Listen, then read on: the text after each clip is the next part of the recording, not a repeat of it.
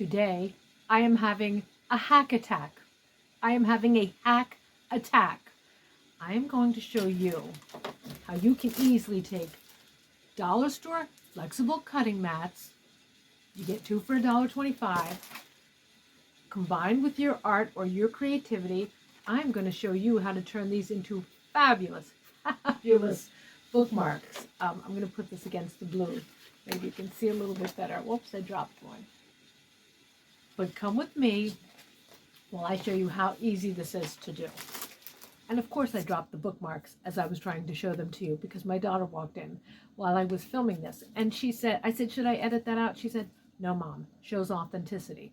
So in addition to authenticity, or showing you authenticity, I want to show you how to do this. So come along. What you will need are flexible mats from Dollar Tree, two for $1.25. And you could use a roll of tape.